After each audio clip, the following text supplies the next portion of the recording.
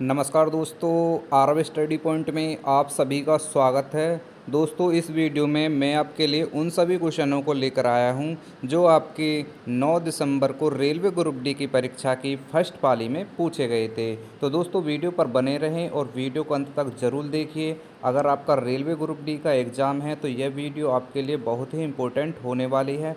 दोस्तों, आपको बता दें, इस चैनल पर डेली आपको रेलवे ग्रुप डी से संबंधित एग्ज़ाम का रिव्यू कराया जाता है। तो जब तक आपका एग्ज़ाम नहीं हो जाता है, डेली हमारे चैनल पर आकर वीडियो को देखते रहिए, जिससे पेपर का लेवल आपको पता चल सके। तो चलिए देखते हैं 9 दिसंबर की फर्स्ट पाली में कौन कौन से क्वेश्चन पूछे गए थे। देखिए, पहला क्वेश्चन पूछा गया था, बिहू नृत्य भारत के किस राज्य का प्रसिद्ध लोक नृत्य है। देखिए, बहुत ही आसान क्वेश्चन था और इसका जो आंसर था वो था असम। ऑप्शन बी था इस क्वेश्चन का राइट आंसर। ठीक है, ऑप्शन बी। बढ़ते हैं अगले क्वेश्चन की तरफ। देखिए, अगला जो क्वेश्चन पूछा गया था बहुत आसान क्वेश्चन था, G20 देशों में जी अक्षर का क्या अर्थ है। तो देखिए, जी का मतलब होता है ग्रुप, ठीक है, जिसे हिंदी में क्या बोलते हैं, समूह। ठीक है, बढ़ते हैं अगले क्वेश्चन की तरफ। अगला क्वेश्चन पूछा गया था, PYKKA का पूर्ण रूप या फुल फॉर्म क्या है। तो देखिए, इसकी फुल फॉर्म है पंचायती युवा क्रीड़ा और खेल अभियान। ठीक है, ऑप्शन बी ये था इस क्वेश्चन का राइट आंसर। अगले क्वेश्चन की तरफ बढ़ते हैं। तो देखिए, अगला क्वेश्चन पूछा गया था, बहुपक्षीय सैन्य अभ्यास जेपेड 2025 किसके बीच आयोजित किया गया था। तो देखिए, ये आयोजित किया गया था बेलारूस और रूस के मध्य। ठीक है, ऑप्शन बी इस क्वेश्चन का राइट आंसर था। अगला क्वेश्चन देख लेते हैं। अगले क्वेश्चन में पूछा गया था, 7 मई 2025 को 244 जिलों में आयोजित राष्ट्रव्यापी नागरिक सुरक्षा मॉक ड्रिल ऑपरेशन अभ्यास किसके द्वारा समावित की गई थी। तो देखिए, यहाँ पर डिटेल दी गई है कि 2025 की भारत की नागरिक सुरक्षा मॉक ड्रिल, जिसका कोड नाम था ऑपरेशन अभ्यास, मुख्य रूप से केंद्रीय गृह मंत्रालय द्वारा आयोजित और राष्ट्रीय आपदा प्रबंधन प्राधिकरण द्वारा समावित की गई थी। ठीक है, तो इसमें क्वेश्चन के जो विकल्प मिले नहीं थे, तो क्वेश्चन के अनुसार जो भी विकल्प होगा वो देख लेंगे। ठीक है, आगे देखते हैं अगला क्वेश्चन। देखिए, ये क्वेश्चन आपका हर शिफ्ट में बार बार पूछा जा रहा, परमाणु क्रमांक से संबंधित। ठीक है, इसमें बोला गया है, निम्नलिखित में परमाणु संख्या 11 कौन सी है।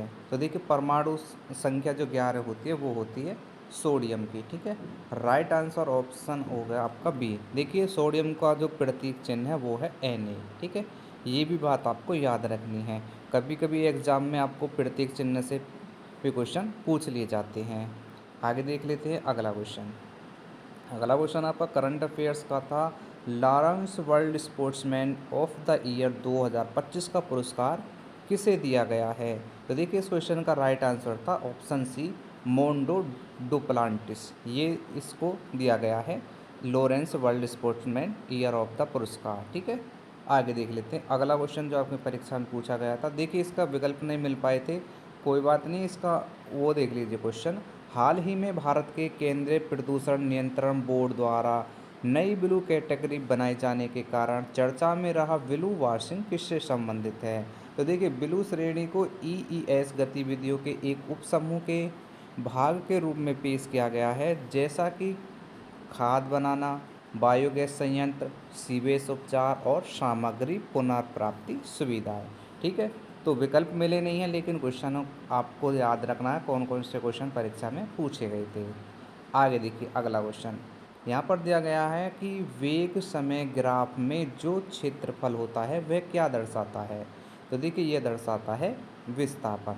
ऑप्शन सी था इस क्वेश्चन का राइट आंसर, डिस्प्लेसमेंट। बढ़ते हैं अगले क्वेश्चन की तरफ। देखिए, ये क्वेश्चन आपका देखिए कई बार शिफ्ट में पूछा गया है। देखिए, मेरे कहने का मतलब ये है कि ऐसा नहीं है कि सेम यही क्वेश्चन बोल दूं कि ऑक्सीजन के परमाणु में पूछा गया न्यूट्रॉन, उसमें न्यूट्रॉन पूछे जा रहे हैं और संख्या अलग अलग पूछे रखी है। ठीक है, तो यहाँ पर बोला गया है कि ऑक्सीजन के परमाणु में कितने न्यूट्रॉन होते हैं। तो ये कितने होते हैं, और ये होते हैं आपके 8। ठीक है, ऑक्सीजन का परमाणु क्रमांक कितना होता है, ये होता है 8। ठीक है, ये बात भी आपको याद रखना है। और ऑक्सीजन का जो प्रतीक चिन्ह है वो क्या है, O। ये भी आपको याद रखना है, ठीक है। अगर परमाणु भार की बात कर दे तो कितना हो जाएगा, 8 का दुगुना कर देंगे 16 हो जाएगा। आगे देखते हैं अगला क्वेश्चन। सोडियम हाइड्रोक्साइड और हाइड्रोक्लोरिक अम्ल की अभिक्रिया से सोडियम क्लोराइड और जल बनते हैं, तो यह कौन सी अभिक्रिया है? तो यह है आपकी उदासीनीकरण अभिक्रिया, ठीक है। आगे देख लेते हैं अगला क्वेश्चन। अगला क्वेश्चन पूछा गया था, यदि वायु में ध्वनि की चाल 446 मीटर प्रति सेकंड है तो जल में ध्वनि की चाल में क्या परिवर्तन होगा? तो देखिए इसका जो राइट आंसर है वो था ऑप्शन सी, काफ़ी अधिक बढ़ जाएगी, ठीक है। ये था इस क्वेश्चन का राइट आंसर। चाल क्या हो जाएगा, ध्वनि की चाल काफ़ी अधिक बढ़ जाती है। फ्रेंड्स, आपसे रिक्वेस्ट है, अभी तक आपने चैनल को सब्सक्राइब नहीं किया है तो प्लीज़ चैनल को सब्सक्राइब कर बेल आइकन को अवश्य दबा लीजिए, जिससे हमारी आने वाली वीडियो की नोटिफिकेशन आप तक पहुंचती रहे। मात्र 15 से 20 मिनट की ये वीडियो होती है और इसी वीडियो में आपके जितने भी आपके शिफ्ट में क्वेश्चन आते हैं सभी क्वेश्चनों का 100% रियल एनालिसिस करा दिया जाता है। देखिए अगले क्वेश्चन में पूछा गया था, निम्नलिखित में से किसमें आंतर अणुक आकर्षण बल सबसे अधिक होगा? तो देखिए इस क्वेश्चन का जो राइट आंसर था वो था ऑप्शन ए, आयरन रॉड यानी कि लोहे की छड़। ये था इस क्वेश्चन का राइट आंसर। अगला क्वेश्चन जो आपका पूछा गया था ये था कि मेंडल ने आनुवंशिकता के अपने प्रयोगों में मटर के पौधे का उपयोग किया, स्मॉल टी अवस्था में अप्रभावी लक्षण क्यों दिखाई देते हैं? तो देखिए इस क्वेश्चन का जो राइट आंसर था वो था, यहाँ पर दिखा देते हैं, ऑप्शन आपका सी था, क्योंकि अप्रभावी लक्षणों को दबाने के लिए कोई प्रभावी एलिल उपस्थित नहीं होता है। तो ये था इस क्वेश्चन का राइट आंसर। बढ़ते हैं अगले क्वेश्चन की तरफ। अगले क्वेश्चन में पूछा गया था, भारतीय अंतरिक्ष अनुसंधान संगठन यानी इसरो ने 2 नवंबर 2025 को अपने सबसे भारी संचार उपग्रह CMS-03 को कहाँ से लॉन्च किया है? तो देखिए आंसर था इसका option A, Satish Dhawan space centre, Sriharikota. ये था इस क्वेश्चन का राइट आंसर, ऑप्शन ए। बढ़ते हैं अगले क्वेश्चन की तरफ जो आपकी परीक्षा में आया था। यहाँ पर देखिए मेंडल से संबंधित ये क्वेश्चन था, मेंडल ने मटर के पौधे पर किए गए अपने आनुवांशिक प्रयोगों में निम्नलिखित में से किस लक्षण को चयनित नहीं किया था? तो देखिए आंसर था इसका ऑप्शन बी, पत्तियों का आकार। ये उन्होंने चयनित नहीं किया था, बाकी जो ऑप्शन इसमें दिए थे वो उसमें दिए गए थे, चयनित जो किए गए थे उसने अपने प्रयोगों में। आगे देख लेते हैं अगला क्वेश्चन। अगला क्वेश्चन था कि यदि दोनों द्रव्यमानों m1 और m2 आधे कर दिए जाएं तो उनके बीच की दूरी या त्रिज्या आधी कर दी जाए तो आकर्षण बल में क्या परिवर्तन होगा? तो राइट आंसर क्या हो जाएगा इसका, ऑप्शन डी, अपरिवर्तित रहेगा, ठीक है। ये था इस क्वेश्चन का राइट आंसर। बढ़ते हैं अगले क्वेश्चन की तरफ। अगले क्वेश्चन में पूछा गया था, निम्नलिखित में से इथेनॉल के बारे में कौन सा कथन सही है? तो देखिए इसमें जो आंसर दिया गया था कौन सा था, ऑप्शन डी, जल के साथ आसानी से मिश्रित हो जाता है और इसे पीने की शराब के रूप में भी उपयोग किया जाता है। तो ये था इस क्वेश्चन का राइट आंसर, ऑप्शन कौन सा, डी। अगला क्वेश्चन देख लेते हैं। अगला क्वेश्चन पूछा गया था, कार्बनिक यौगिकों में निश्चित रूप से क्या होना चाहिए? तो आंसर था कम से कम एक कार्बन परमाणु होना चाहिए, किसमें, कार्बनिक यौगिकों में, यानी कि ऑप्शन सी था इस क्वेश्चन का राइट आंसर। बढ़ते हैं अगले क्वेश्चन की तरफ और देखिए अगला जो क्वेश्चन पूछा गया था, यदि एक कुली अपना सामान सिर पर रखकर क्षैतिज दिशा में चल रहा है तो उसके द्वारा किया गया कार्य क्या होगा? तो देखिए आंसर था इसका ऑप्शन सी, जीरो कार्य। आगे देखिए अगला क्वेश्चन, सिंचाई का वह कौन सा साधन है जिसमें ज़मीन के अंदर पाइप डालकर जल बाहर निकाला जाता है? तो आंसर था इसका नलकूप, जो आजकल की भाषा में क्या बोल देते हैं यहाँ पर, ट्यूबवेल, ठीक है, इंग्लिश का शब्द है ये। आगे देखिए अगला क्वेश्चन, तेल, स्टार्च और प्रोटीन का संचय पौधों की कोशिकाओं में किस अंग में होता है? तो आंसर था ल्यूकोप्लास्ट। अगला क्वेश्चन देखिए, अगला क्वेश्चन था, जब 10 किलोग्राम की किसी वस्तु पर संतुलित बल कार्य कर रहा हो तो उस वस्तु का त्वरण क्या होगा? तो देखिए राइट आंसर था ऑप्शन सी 0, यानी कि 0। अगला क्वेश्चन देखिए, मांस के उत्पादन के लिए निम्नलिखित में से किस प्रकार के पक्षी का पालन संरक्षण किया जाता है? तो राइट आंसर था ऑप्शन सी ब्रॉयलर। ठीक है, ये था इस क्वेश्चन का राइट आंसर।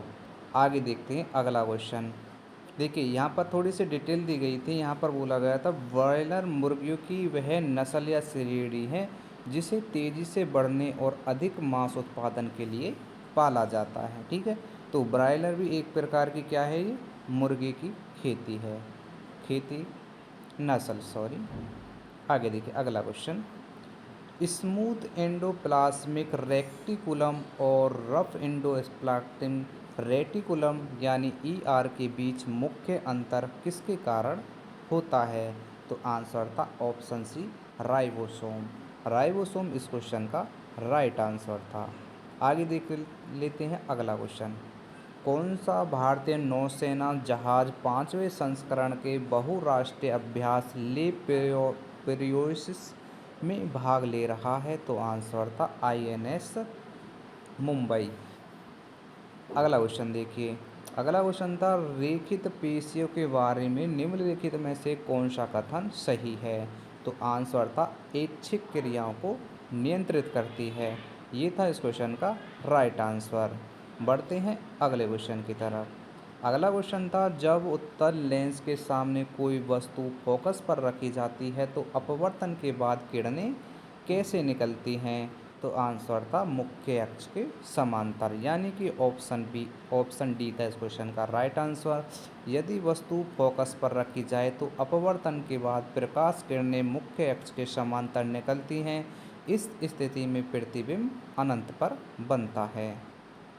आगे देखिए अगला क्वेश्चन था यदि समान लंबाई के दो तारों के समान विद्युत धारा प्रवाहित की जाए तो दोनों के प्रतिरोध अलग अलग हों तो अधिक प्रतिरोध वाले तार में क्या होगा? तो आंसर था ऑप्शन बी अधिक ऊष्मा उत्पन्न होगी। ये था इस क्वेश्चन का राइट आंसर। आगे देख लेते अगला क्वेश्चन।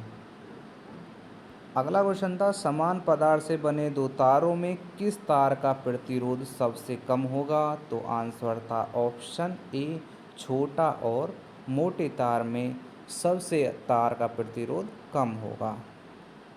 आगे देखते हैं अगला क्वेश्चन।